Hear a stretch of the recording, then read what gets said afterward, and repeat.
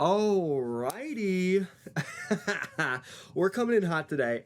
I am going to be reacting to one of my most controversial takes, which is that Twilight Princess is a bad game. I made this video over 3 years ago. It is by far my most disliked video I've ever posted. Granted, it's only got like 51 likes on it, and the dislike ratio is like 15%. It's got like 85% like. It's not a lot, but still, people do not like that I don't like Twilight Princess, and I want to watch my video back, see what the vibes are, see if I stand by anything, see if my opinion's changed. I haven't played the game since I've posted this, but I also have played the game 3 times. So I've played it on every console it's been released on. So I'm excited. We're gonna dive right in. I'm very interested to see how things hold up and to see truly how bad my audio is, because it's only gotten marginally better. Oh my god, look at my room. Look at what my room used to look like. Gross. What a child.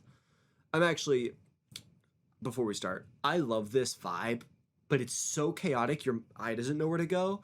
There's something so nice about like an organized chaos, right? This is too much color. It has too much everywhere. There's not one like unifying theme. The eye doesn't go to where. I just don't have a good enough eye for design. This was never gonna work. This is pushing it, honestly, in my opinion. But regardless, let's begin. Alrighty. Good evening. Before we begin today's entertainment, I want to say a few words about the sentiment. Just let people enjoy things, because right off the bat, this introduction sucks. I stand by the sentiment, like, just let, like you can enjoy whatever you want, but that doesn't mean that, like, you know, just because your opinions are what they are, you don't get to just throw objectivity out the window. You know, it's like Scooby-Doo 2 Monsters Unleashed is one of my favorite games. Sorry, one of my favorite movies. That doesn't mean it's a good movie. It's fun. I like it. I enjoy watching it because of its elements, but I'm not here being like, no, it's cinema. That would be wild. I stand by this. It's so like, not demeaning, but just like the way I'm like talking down to the people who I already know are going to disagree with me sucks. Anyway, I hate this introduction. Everyone should be able to like whatever they like. Ugh, I want to skip it. However, taste being subjective does not mean that you get a free pass for throwing objectivity out the window. Yeah. And it would be pretty embarrassing to spend all of your time getting mad about what strangers say online about a commercial product. You know what also would be embarrassing? If you spend all your time getting angry at people who spend their time getting mad at products.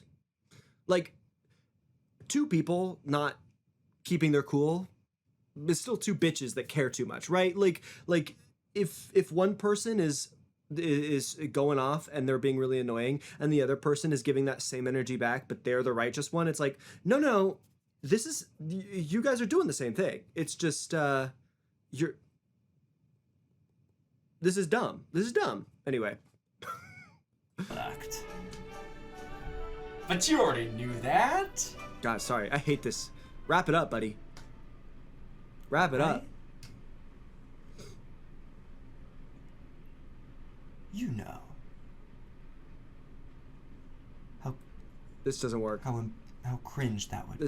This doesn't work. You didn't have people on your side already, and now it doesn't work. Keep going. That upset. Move on. Right? Also, I'm just gonna keep shitting on my technique here. The way it's supposed to pan in and make you uncomfortable, right? Like, it's supposed to really confront you, right? Like, that's the vibe we're going off of. I'm not like panning in enough. I'm just holding. So you're just like listening to the whirl of the cameras behind me. Like, it's off. It's not a good introduction. We're a minute in. Sure. Get to it. You know. Jesus Christ, dude. How?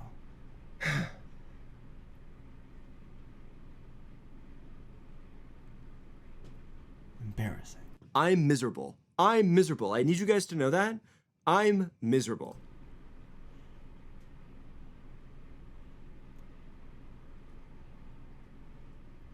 Okay, so if we agree you're allowed to like what you like, then It's I still am going on. allowed to hate This introduction what will I not hate. end. And on that note, let's talk about this absolute piece of shit. Girl, a minute 43 for an introduction?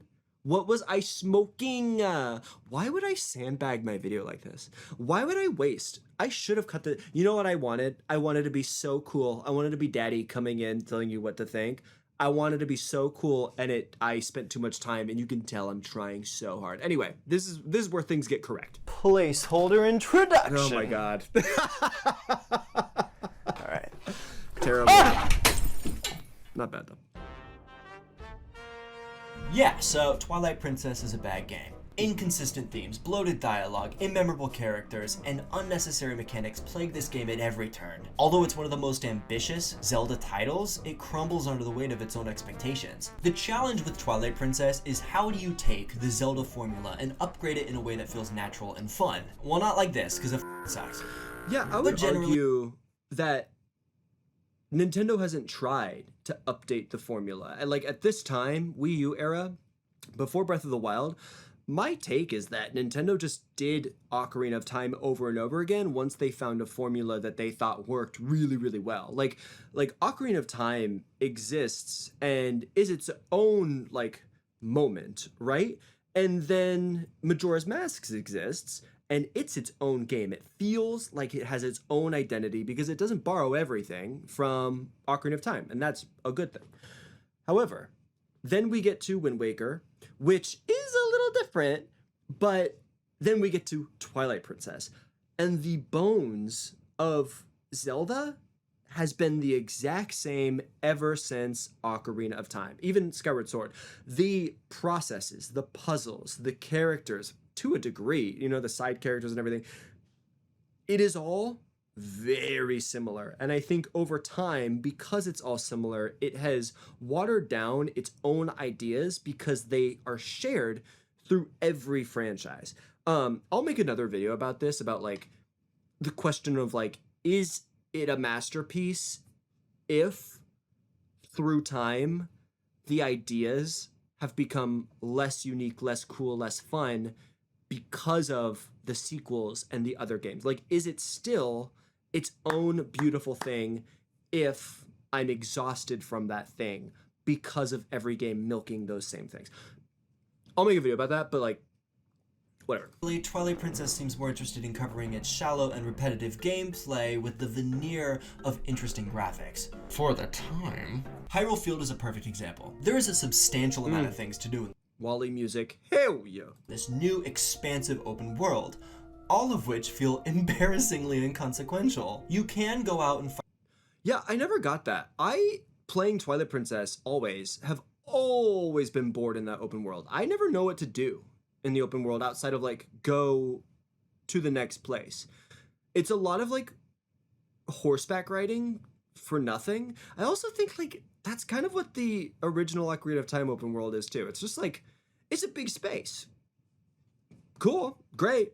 I'm sure that was real fun back in 1999, but like now, sorry, that's boring. Same with Twilight Princess. Sorry, I don't want to ride a horse to the place if all I get to look at is an orange sky and some shitty trees that clearly are not up to the graphical quality that I'm going to be impressed by. Find chests with rupees that you really don't need, but you can also go search for Poes and bugs, which in return gives you rupees that you don't need. Yeah, I was never once interested in any side quests ever playing Twilight Princess, and I feel like the only reason people do them is to do them, to say you did them, not because of like what you get from the side quests are interesting or change the game at all.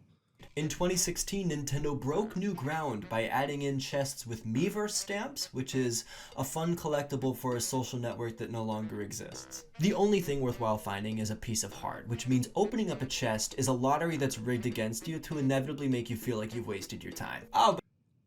Yeah, I don't like... Oh god, searching for pieces of heart in Twilight Princess is so miserable, especially in the Wii U game, because there's nothing worse than like doing all the work, thinking you're gonna get a decent reward, and then finding a stamp. Like, the feeling of wonder and exploration is completely stomped on because of those fucking stamps. And I can't remember earlier titles and whether or not they like built more places to find stuff, but I just remember playing and I'd be like, if this is something that I'm never going to use, I'm going to end it all. And luckily I didn't, because I'm stronger than that, but boy oh boy. Oh, side quests in Twilight Princess are rough, especially the HD remake. But hey, you can also fish. Yeah. And I'm not gonna add any commentary to that because it is already a funny joke. No, it's not. That's a bad bit, because some people like to fish in Twilight Princess. I think it's so boring. You'll never catch me fishing in a Zelda game. Boy oh boy, does that sound stupid.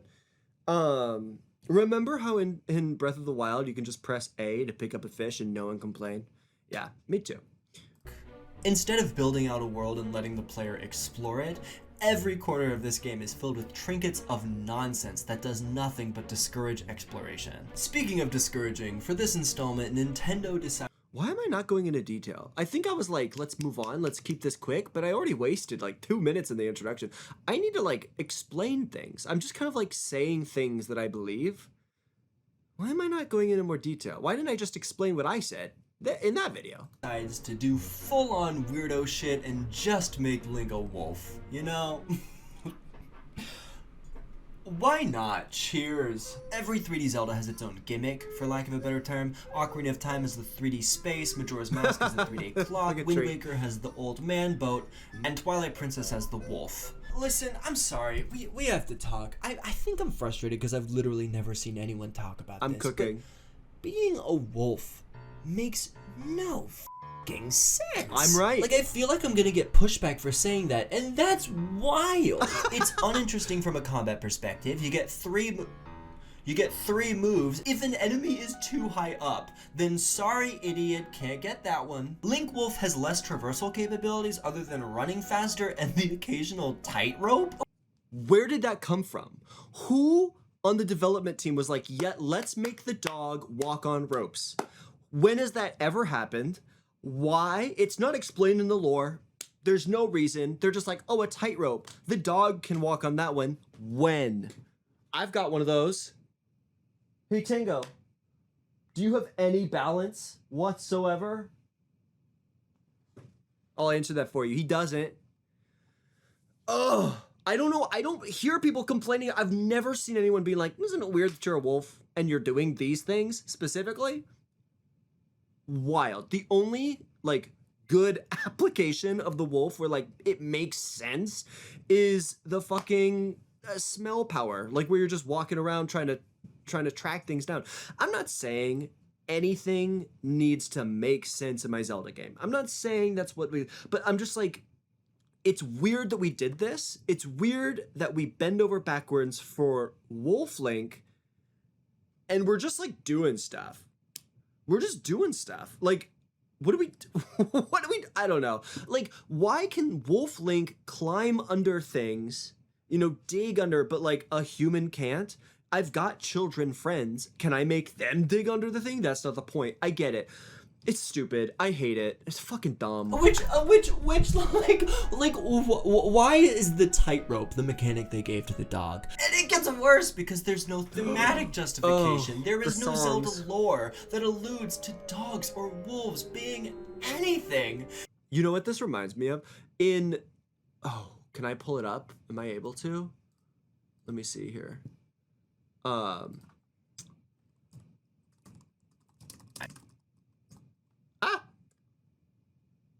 What? What am I doing?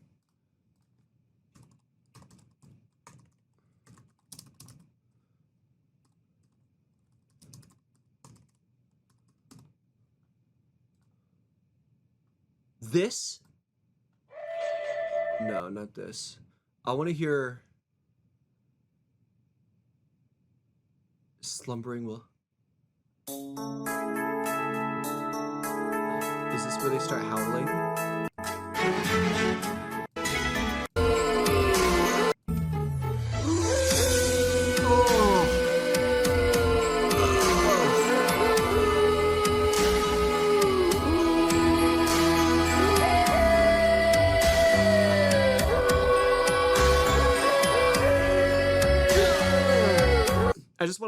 curl up and like a dead beetle and just kill myself. That sounds so bad. It sounds so bad, and that's exactly what this sounds like. Just like howling themes from Ocarina of Time that have no business being in this game. There's no reason for this music to be here. Ugh, why is a dog howling music? And then the game has the It's just audacity crap to make you nostalgia. sing. It's just nostalgia. It has no business. No business. It's so stupid. Why? 100%. And I'm aware the game's justification for this is that it's the curse of the Twilight. But my point is that that's a shitty justification. Midna is cursed and turns into this. Twilight are cursed and turn into this. Humans are cursed and turn into this. And then Link is cursed and turns into this. Okay. Half the time you turn into Wolf Link so you can break into houses. Hello? Is this thing on? What the fuck? Twilight. That doesn't make sense. That doesn't make sense. Why are you breaking into houses as a wolf? You can break into houses as a person. It's fine. It's fine. It's fine. But it's weird that they keep doing this. It's weird that they're like, yeah, let's just make the wolf do it all. Link's a wolf now. Sure. Some people are turning into monsters. Link turns into a wolf. There is a comment somewhere in here, I believe, where someone's like explaining it. I remember somewhere someone like explained all of it. It's like a paragraph. And I'm like, this is not good game design. If you have to be like, hold on, you're confused, let me write an essay. That's bad. That's bad. And again, I don't need it to be so simple, but I can't have everything be stupid, you know? Twilight Princess successfully adds more land, more chests, more story, but it doesn't establish any reasons for the player to be engaged with its new continent. But here's the thing, there are aspects of this game that I love. The dungeons in Twilight Princess are wonderful. Some of the best in the franchise. The wildly original atmosphere in each dungeon immerses you and takes full advantage of the new art style, which is the perfect mix between fantasy and steampunk. The new items integrate extremely well into the dungeons and puzzles, and I rarely found myself bored or lost. I'm Big Nice. That top was stupid as fuck. Like, okay, come on, what are we doing? To make a top that does the thing that it does where you just like travel faster up walls, maybe? I don't know. I'm not buying it. Also, what would have made it better to me is if it was like a faster running thing. Like you could just use it anywhere and just move faster through things. I think that would have been cool and fun, but of course they didn't do that. The music strikes a beautiful chord between majestic and intimate, and Music the is very combat feels a little more quick-paced than any other Zelda game, which I For really sure. like. And this Yeah. part really doesn't matter, but the clothes in this game are immaculate. Every character that's dressed 100. looks incredible. I think the best thing about Titties McGee, I think the best thing about Twilight Princess is the aesthetic. I think they knocked it out of the park, and I genuinely think people like Twilight Princess a lot because of the pictures, not because of the game. That's me doing too much, but again, like no Zelda game has a better aesthetic than Twilight Princess. Look at this shit. Look at this. It's right out of like Final Fantasy, but also like make it more fantasy. Like it's cool. It's cool as hell. It's cool as hell. I want every D&D character. Like when I think of D&D and when I'm doing my campaigns with my friends, like these are how I imagine the characters, and they fucking nailed it. It's so gay. It's so cool. This is about as close as you can get to drag without shoving an entire d up your ass, and I love it. But unfortunately, my compliments end there, which means we've made it to the most aggressively stupid part of Twilight Princess, which is all the original stuff. Most notably, the story, the characters, and the entire structure of the They're plot. bad. In Twilight Princess, Xant is our antagonist, who has traveled from the Twilight Realm to rule a new kingdom. He takes over Hyrule and shrouds the land in twilight, so you are soon whisked off on an adventure that reveals you to be the chosen hero of the gods. I cannot believe that the Kokum and Kotake theme has not been reused in any Zelda game since Ocarina of Time and Majora's Mask. It is so good. It's so good. It's so catchy. It's so fun. And I have no idea. It's not in the other games. I have no idea why. It's not in Breath of the Wild as like a little referencey thing, the little leitmotif. It's not anywhere. And that's insane. It's so good. If Nintendo's gonna just shamelessly reuse anything, it should be that song and that song alone. Oh my god, it's such a fucking bop. I'll listen to this while I work out. Y'all hear it in my workouts on stream. It's playing all the time. I seek it out. It's so good. This song goes platinum in my house constantly. Is what it says on the box, but in reality, Twilight Princess starts off at a whimper as you're forced to herd goats and do mundane tasks for children who have been scientifically designed to be the dumbest looking idiots on the planet. Ugly On my fucks. Twitch stream, I clocked in over 4 hours before I made it to the first dungeon. 4 hours of tutorials for mechanics, vague plots, and the Yes, okay. The tutorial, I actually don't care about your opinion at this point. The tutorial in Twilight Princess is objectively bad. Not only are you introduced to characters who have no consequence in the story outside of Cullen, who's an annoying little fuck, but also you're doing things that don't feel necessary. Teaching me how to fish, teaching me how to gather cattle. It's not something that engages me in a way that I feel like I'm learning how to play the rest of the game. It is so limiting and it is so slow. Having to get a cat from a roof is bad, and they've done this in so many different Zelda games. It's so bad. I hate it. It's a real shitty tutorial, and it's crazy how Nintendo made this game and then later made another one with a worse tutorial. Skyward Sword said, "Hold my fucking beer, Twilight Princess. I'll bore these bitches till they're asleep. They'll never finish me."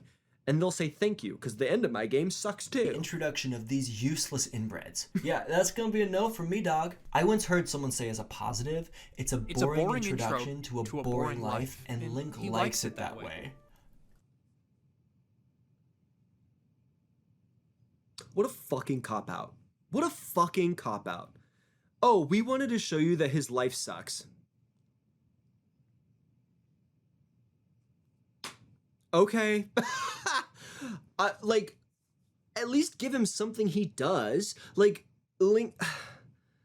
It's a boring introduction to a boring life, and he likes it that way. Okay, then what are we doing? If he likes his life, then what's the reason for an adventure? Why is Link special? Outside of the reason where the gods just intervene and tell him he's cool, why do I have to be on this journey if my life is boring and I like it that way? That sucks. Give me something. Give me something to work with. You know, like he's a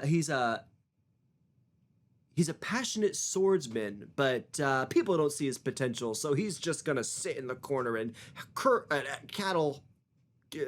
cattle. Like, there's so much you can do with like anything to give him a semblance of a character, an interest, a personality, and they do none of it. It's just Link stands here and is told where to go. Then Link stands here and catches a fish, and Link stands here and is told that, whoop, you better beware of monsters anywhere. Link goes here and gets someone something from the shop. It's awful.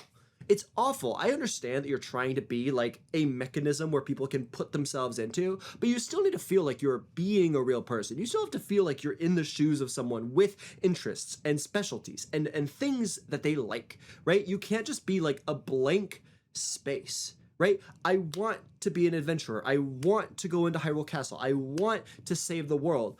Does Link want to do these things? It doesn't look like it. It actually looks like he's being forced to get involved. I don't know. And that is the dumbest thing I've ever heard. Like, if I say the first 4 hours of a game are boring and then you say it's boring on purpose, like, I can't prove you wrong.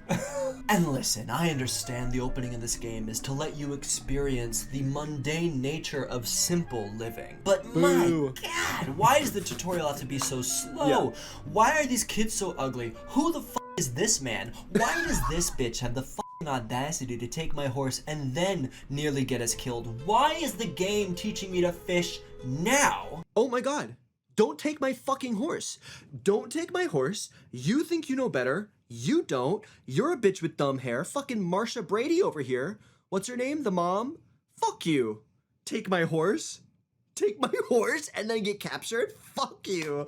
I hate the tutorial so much. The tutorial does everything it can to set up animosity towards every character involved. I fucking can't stand it. I can't stand it. Maybe I'm not the one. Maybe it's just not for me. But I hated that girl so much. Is it Ilya? Oh, fucking bitch. It's a bad tutorial and it only gets worse. Every single character in this game is either lacking development or has their plot completely dropped to fill some aspect of arbitrary fan service. And despite the obvious amount of care and precision that went into creating the lore of Twilight Princess, I'm being nice. It seems like they farted it out. you'll be happy to hear that all of that is completely trampled by Nintendo's approach of presenting information in the most somber and vague way possible. Now, the game tries to ask questions about how easily power can corrupt individuals and how we can combat that oppression when we feel powerless ourselves, but it doesn't have the wisdom or the courage to follow through in creating any coherent statement. Zant is consumed by his lust for power because of his resentments and insecurities. But then Minna destroys him, supposedly proving that power driven by lust is unproductive. But since Ganondorf has very similar motivations to Zant, the game turns a philosophical conversation into an arms race to see who can stab each other in the chest first. And it's that kind of inconsistent theming that continues to trickle down. And if I'm gonna be completely fair, this happens in every single Zelda game. However, Twilight Princess gets the most points dinged because it commits so hard to telling a story in the first place. All Twilight Princess had to be. Yeah. I don't think there's anything else to add to that. I completely stand by that. I actually think it's funny because it's like the Star Wars prequels. Nope, sorry, the Star Wars sequels, 7, 8, 9, have a very similar problem where you have a character who is kind of like trying to figure out who they are, right? You have a character who doesn't exactly know where they fit in the galaxy. But you're a Palpatine. You were meant to be magical. Whee! So like any aspect of mystery, any aspect of like finding yourself is completely lost because you've made it determined by inevitability, right? Like you have made it so that your character's growth has nothing to do with the plot. If anything, it's just going to be on the side because now the gods have intervened and they've given you the power because you were always meant to have it. This is always like a really tricky narrative subject when you have like chosen one stuff and you have to do a lot of heavy lifting to make sure like the chosen one is still choosing paths that are with their own like belief system, right? You have to make sure that they are still on their own designed path despite being given this power. With Link over here, he's just following along, right? We got to get the helmet so that Midna can be more powerful. Midna gets more powerful. There's someone more powerful. He destroys the helmet. Now we have to get more powerful so we can destroy the guy. All of that diminishes the insecurities that are portrayed through Zant and his proclivities. All of it shows a lack of understanding of the depth that Midna feels for her relationship with power and her relationship with being a princess, but being a princess to a society basically that is lesser than. Like there is so many interesting thoughts, but you have to dig really deep, and then when you do, Nintendo shits on them. This is a bad story. It's a bad story. It was an inspiring story of an unsuspecting hero whose unique amount of courage carries him across Hyrule as he's protecting individuals from danger and corruption. Did you get that? This is a smart sentence. A single Zelda game. However, Twilight Princess gets the most points dinged because it commits so hard to telling a story in the first place. Hold on. All Twilight Princess had to be was an inspiring story of an unsuspecting hero whose unique amount of courage carries him across Hyrule as he's protecting individuals from danger and corruption, all while reviving people's faith in community, successfully bringing a once impoverished and empty landscape back to life.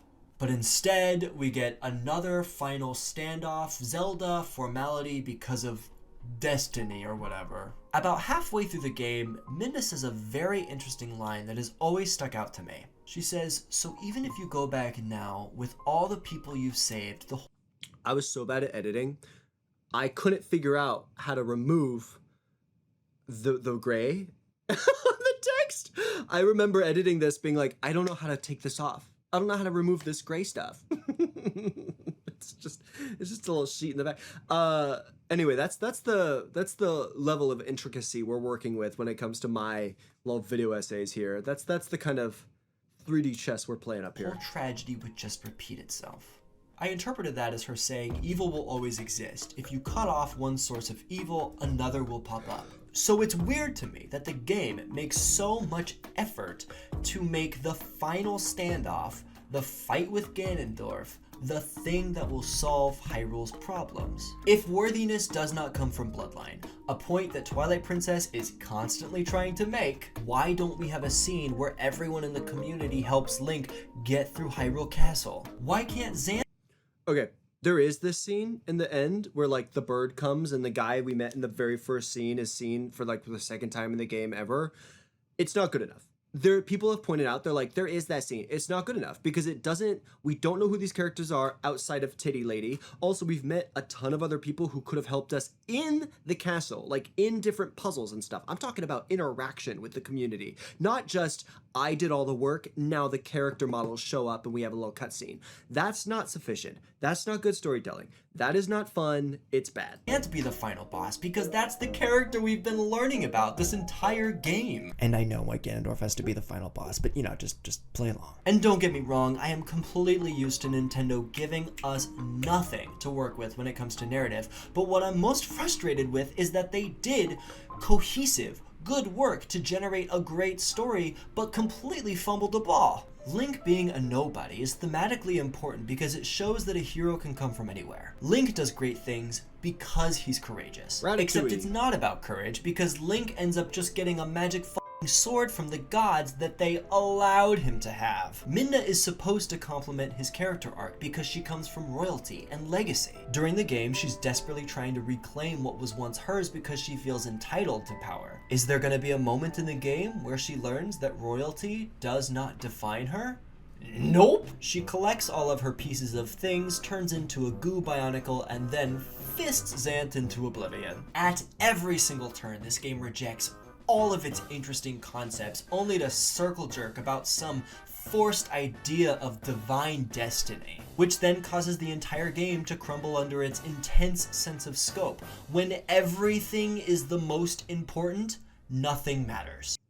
Nintendo likes to do this a lot, like where, you know, Bowser, whatever. It's a lot of like end of the world bullshit, and ironically, that Twilight, Majora's Mask like does this the best by making it so that if you don't succeed, the world ends.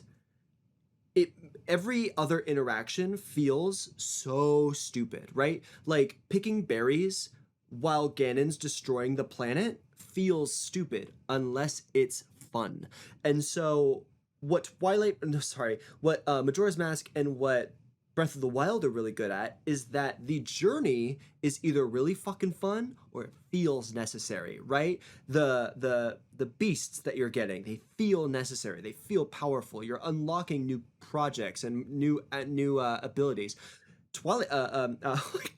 Majora's Mask does the opposite. It shortens everything down and says like, now you're going to talk to this individual town owner who has a lot of big emotions about this thing, and it feels so genuine and honest. And it's not about the sword that you're using. It's about what the sword is protecting, right? And I just think most Zelda games completely miss the mark. Ironically, I think the reason people like Twilight Princess so much is because of its vague and inconsistent nature. Games like Mario, Halo, Street Fighter, or Portal, there's a very specific mechanical focus, and it's pretty easy to tell if you're on board or not. But in its first 4 hours, Twilight Princess is a hack and slash, then it's Barbie Horse Adventure, and then it's a dating sim, a fishing game, and then a puzzle game. When a game throws so much at you at once, it's hard to tell if you're actually enjoying yourself or just going through the motions, which is why this is harsh, where I'm like, you don't even know if you like it or not, because there's just a bunch of different stuff. That's harsh. I do think a nicer way of saying this is that it throws so much up at you, you're able to hold on to one aspect and be like, well, I liked that part.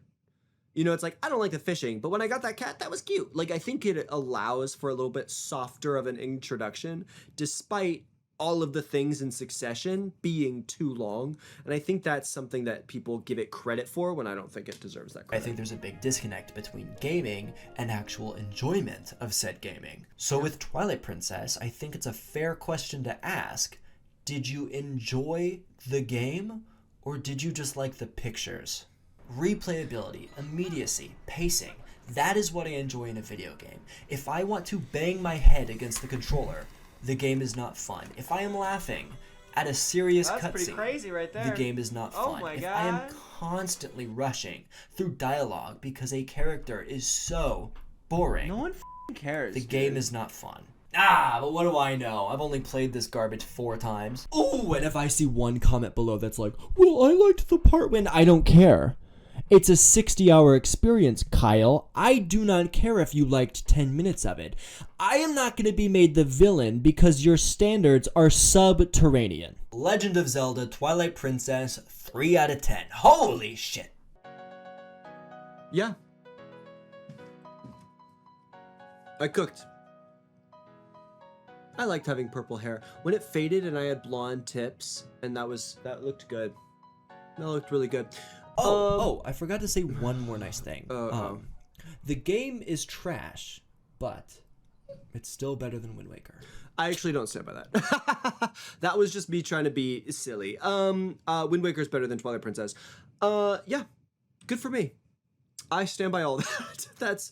I don't know why I didn't make a video that's just narrative. I didn't know why I just, let's talk about the narrative of Twilight Princess. I should have focused in on that instead of a full review, because it would have been more better, but alas. Real quick though, I just want to replay this little bit that kind of explains essentially why I am not a fan of these 3D Zelda games, pre-Breath of the Wild. Enjoyment of replayability, immediacy, pacing. That is what I enjoy in a video game. Replayability, immediacy, and pacing. I think that is the crux of my personality when it comes to enjoying a game. If I feel like I can't replay it at some point, I'm gonna leave the experience being I remember the only thing I don't like about Persona 5, which is just a fantastic game on all accounts, is that I'm never going to play it again. I'm never going to be able to find the time in my life where I can open up 100-hour game and play it without any regrets. It's just that simple, because when you're playing a game for more than 100 hours, the experience builds, right? Breath of the Wild, I've spent hours, too long even, playing the game. Pocopia, Animal Crossing, Smash Bros. Just exclusively with those Nintendo titles, I've spent so much time playing, and that's fine, because the experience builds on itself as it goes. If a game just says, hey, it's going to take you 70 hours to get to the end, you're asking a lot. And so that is the only thing I really don't like about it. And it's crazy because it's I don't like anime. I don't like turn-based combat, and I don't like overly bloated dialogue. So when I say I like Persona 5, that means, goddamn, if I'm not going to be replaying it, then that means the pacing and the fact that you probably find rewards at every corner and fulfilling gameplay, it seems like that's a high recommendation from me. All that is to say, I understand why people like this game, and I also understand why I don't like the game. I think it makes complete sense, and I think that you know, each opinion is fine either way. What I don't have a lot of patience for is when people say the story of Twilight Princess is good, because I feel as if, and this is my opinion, I feel as if people are just inserting what they want the story to be and saying that's good. I feel like they're picking up the breadcrumbs and saying what a neat pie this was, you know? And I just that's where I get really frustrated. You know, it's like it's again I really I might be a little bit of a hypocrite because earlier in this game in this video I was like, I like Scooby Doo. It's good, but it's not good, but I like it. I do just wish, and this is the little bitch in me, I do wish I got a little more response from people when I point out all these massive flaws in a very half-assed story that Nintendo was trying to tell. And people are just like, no, it's good. All right, fine. I'll always be salty about that. I'll always be sour. And that is my cross to bear. That is my, issue to deal with. That is my fixation that will always be deep inside me. But of course, if you don't agree, it's a game. It's not that serious. Anyway, thank you so much. I appreciate you watching. Let me know what you think. This video is no longer up. I took it down because I just don't want it on my personal training YouTube channel. But if you want me to do more stuff like this, I'd be happy to watch and even maybe upload all of my gaming takes that I have delisted from my platform. See up there, I've got a Pokemon Black and White at the beginning of the end. I do think that's the end. That was the last good Pokemon game where Game Freak attempted something good. That was the last time they tried really hard to make a good game. But yeah, thank you so much. Appreciate you. I'll see you next time. And have a good one.